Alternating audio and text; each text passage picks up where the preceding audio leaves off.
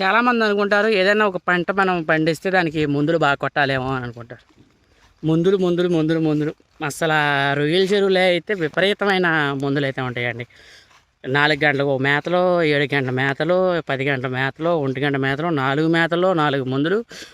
వారం అయ్యేసరికి మెడిసినే బోడంత కాస్ట్లీ అయిపోద్ది.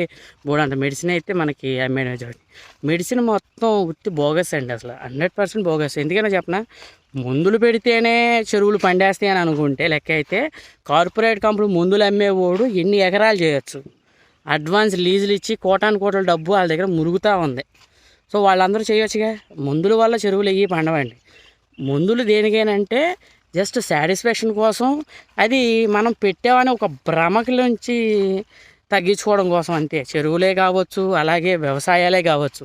వ్యవసాయానికి మీరు నమ్ముతారో లేదో, లాస్ట్ టైం మినప పంటకి కొట్టని మందు లేదు మా ఏరియాలో.